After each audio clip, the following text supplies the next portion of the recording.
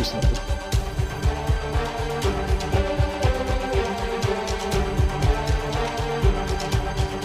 I will destroy them all. Hello, and welcome to The Coordinate, an Attack on Titan podcast. This week, we are talking about Attack on Titan, episode 62, The Door of Hope. And as you may have noticed, despite this being a Bill week, I am not in fact Bill. Unfortunately, Europe has decided to close the border with the filthy island devils in the UK, and that's as they enter a Tier 4 Titan lockdown.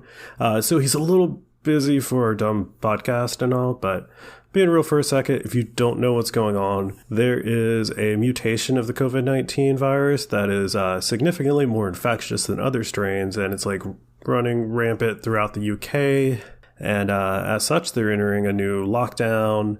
The borders have been shut down, so that's not great for them getting supplies to an island. So Bill's had to like scramble to prepare, and he didn't have time, and really just like wasn't ready. He wasn't able to record an episode this week. So, please keep him and his family in your thoughts. And, any of our listeners that are in the UK, we are like we're hoping for the best for you. So, you guys take care, stay safe, don't get eaten. Yeah, so all that like real life stuff, if, that's a big enough downer for one episode, right? It's not like we're about to talk about an episode that it's literally, the framing device of the episode is flashbacks of a guy committing suicide. So, yeah, let's get into that. Well, actually, before getting into it, Bill did text me answers to the 2 questions I asked him last week, and I didn't want to just like read his answers. That seemed boring, so I got an Australian friend to attempt to do a British accent and read them. You can think of him as like a bargain bin Bill. That's the character I created. He might become a reoccurring character, if lockdown continues to hinder Bill's podcasting time. So I asked Bill, what do you think Zeke's secret method for wiping his ass is? Which was like a cheeky way to say, do you know why you can turn people into titans? And Bill replied, I assume stimulus to his anus causes him to fart the brown note that triggers the Titan transformation. And that is gross and 100% authentically a thing Bill would say. Next, I asked if he hated Porco the instant he heard him speak, like I did, and he said, I did. Thanks, bargain bin Bill. So yeah, if you didn't hate Porco after last episode, you probably do now, because he continues to be quite a dick. And, we get Reiner's series of unfortunate events, so if you weren't sympathetic towards Reiner like I am, I probably was, because I had read this in manga form, so I already, got the whole sad backstory and already felt for him. But maybe you anime-only people were like, why do you feel so much, like, why do you care so much about Reiner?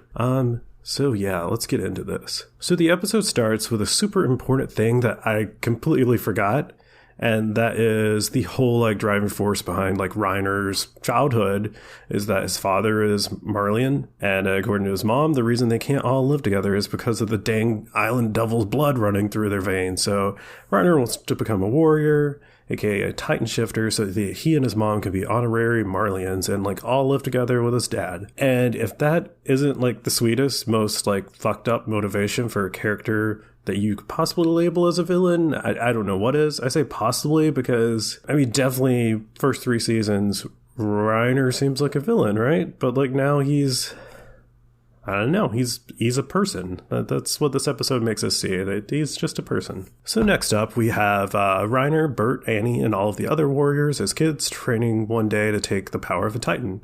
Porco's making fun of Reiner, saying that he has nothing special about him, and out of the 7, 6 are going to get Titan powers, and he says that Reiner is going to be the one that doesn't, because all he has going is that he's loyal. So he shoves him to the ground, and the only ones that really seem to care are Bertold and Marcel. And this is the first of many times that we see Marcel say, I'm sorry.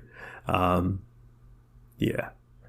meanwhile, Annie appears to be staring at a tree, but then we realize she was actually like stomping on a grasshopper.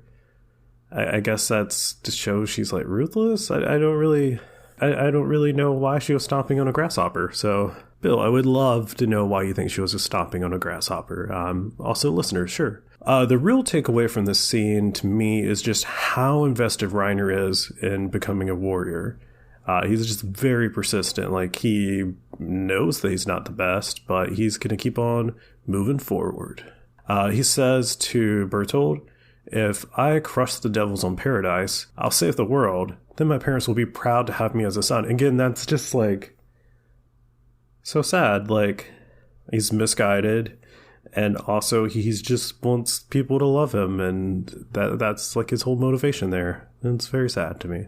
We then get a brief scene from the first episode of Eren looking at the wall in Shiganshina, and he's like bored, just like wishing something interesting would happen, and then, as we know, something does, and the wall gets, broken into. And then the opening music plays, and normally I think it's a little cringy when I see people on like Reddit being like, damn Yams, he's a genius. Like, every time there's like like a twist in the plot or something, or like there's like you realize there's foreshadowing in the background, such as something I'll come to later in this episode. I'll refer to it as the Isayama Galaxy Brain, or like damn yams. I'll do something like that.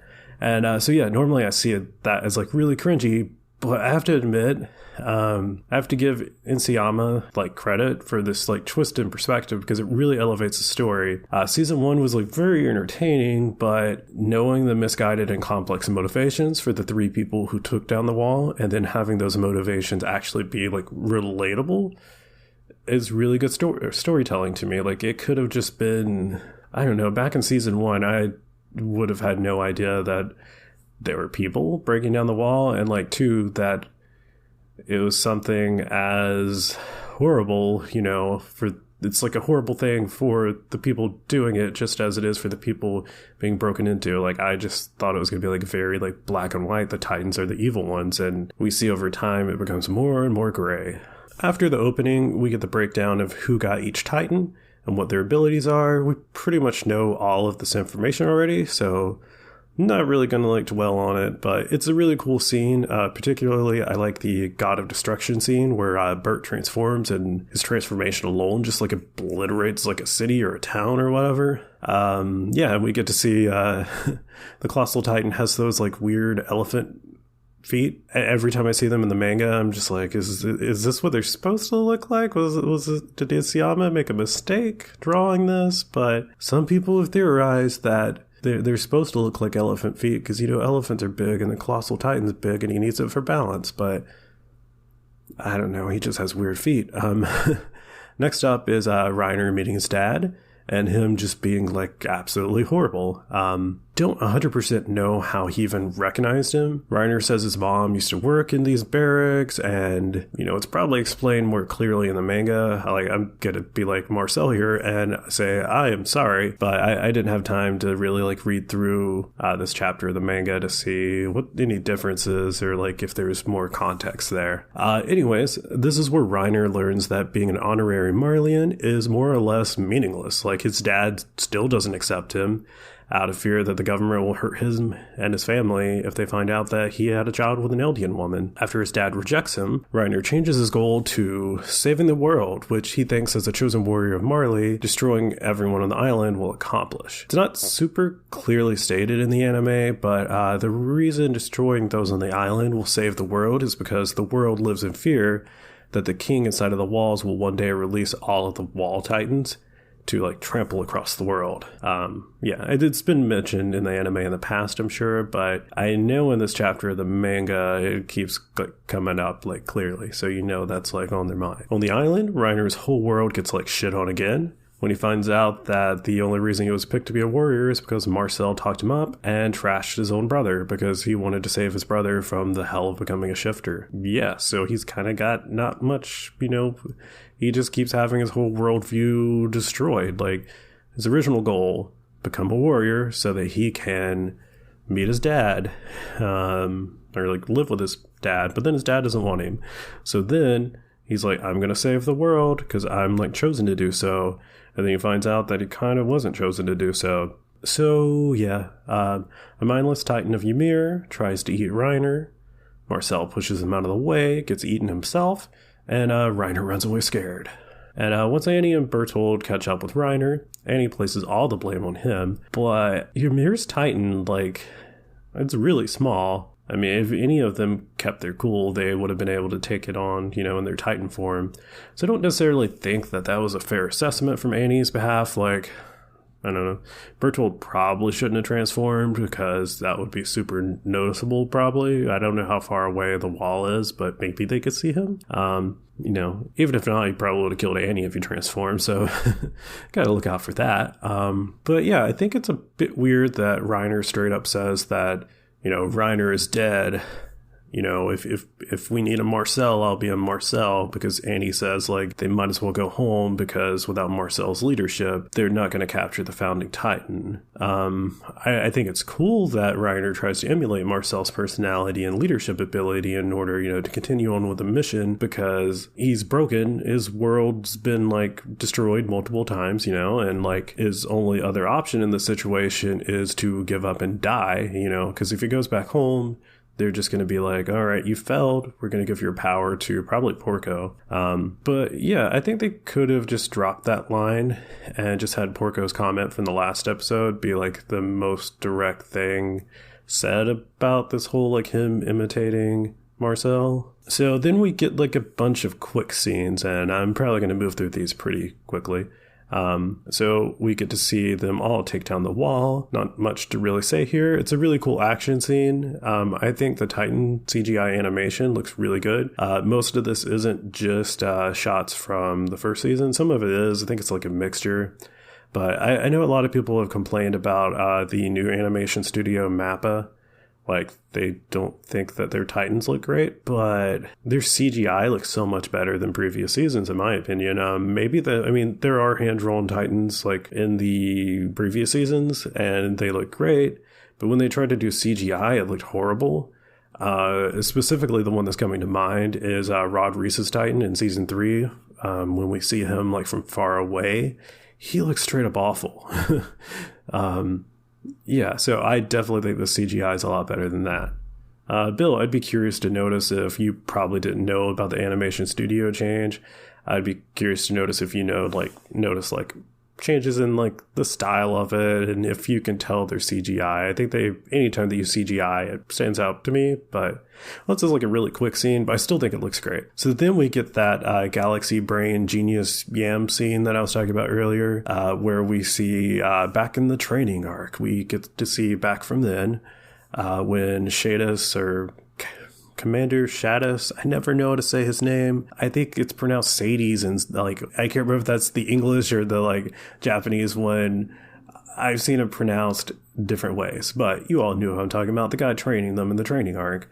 He says, "What the hell did you come here for?" to Reiner, and Reiner replies, "To save humanity."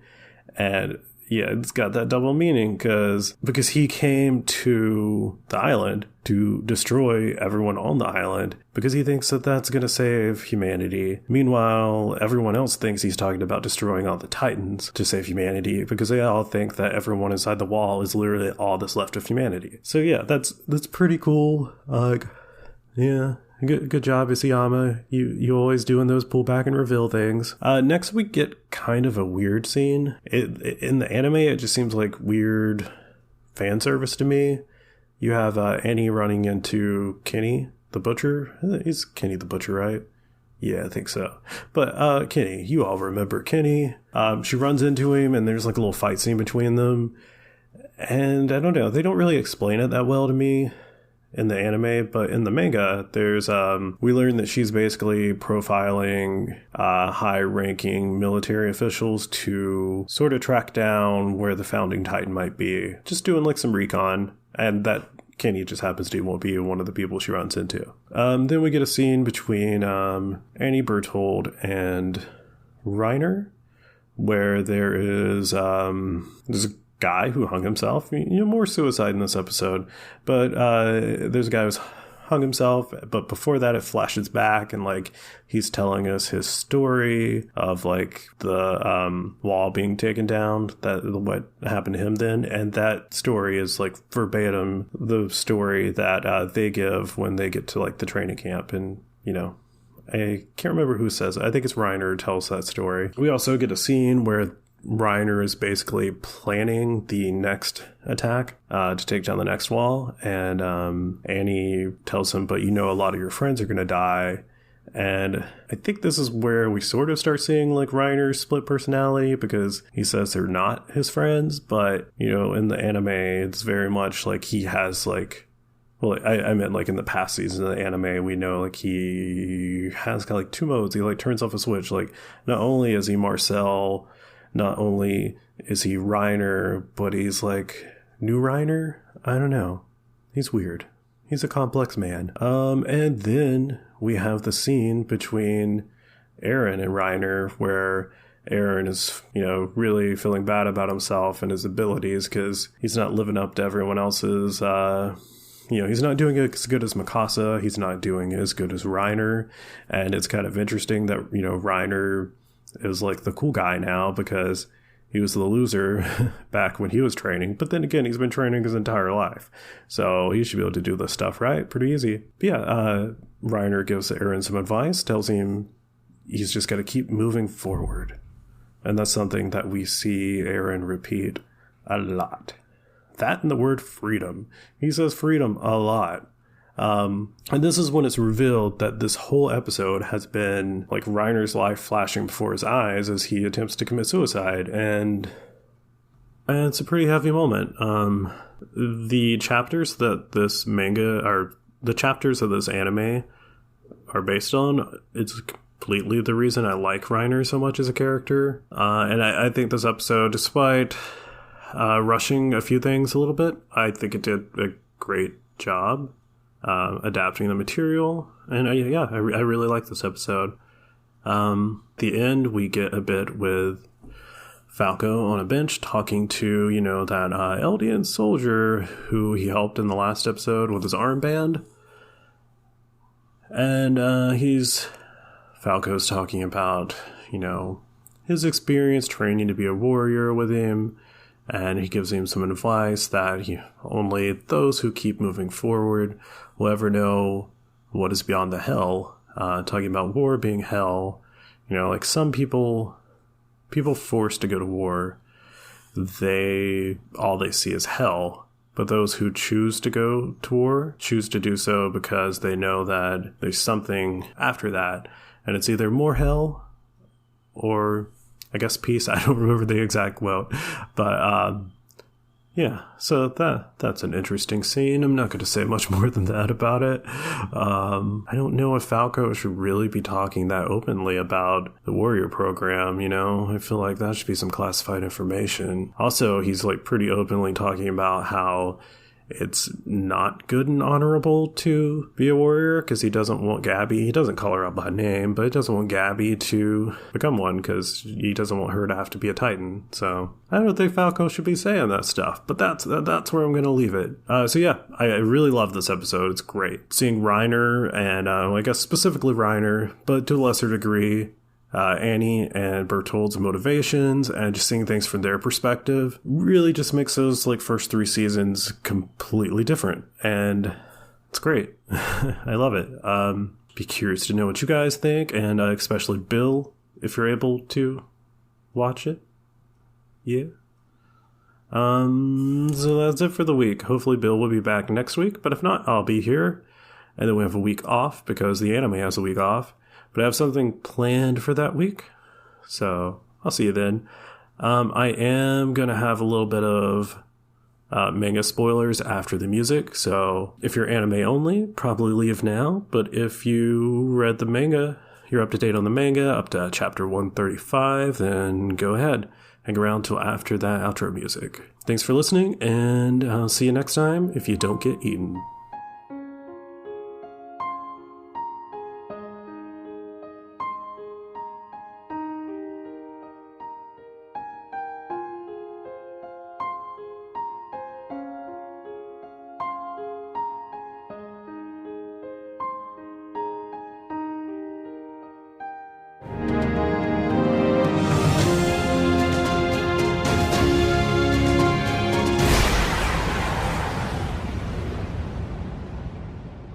So yeah, that guy on the bench is Aaron. I feel like it's pretty obvious that it's Aaron, but I just don't want to come out and straight up say it in case I'm spoiling that for anyone. Man, I really wanted to have Bill on this week, especially for that moment. I didn't know that was happening for sure, but I kind of figured it was coming soon since we saw him in the last episode. It would have been so much easier, like, like he could have talked about, like, is this person Aaron maybe? But I have to be like, it's just that he's just a guy. I can't be like, could it be Aaron? Because then, people know that I know that it is or is not Aaron. But yeah, it's Aaron. I think they'll probably make that clear in the next episode. So yeah, until then, don't get eaten, I guess. Hi, I'm Evan, and I sure enjoy me some podcasts. Wow, this podcast sure is enjoyable, but sometimes life has a little bit more pegged on for you than what you thought. Oh man, is that a missile?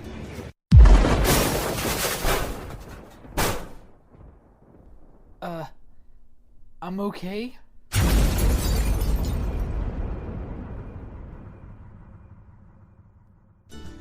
Thoughtscast, part of the We Can Make This Work Probably podcast network.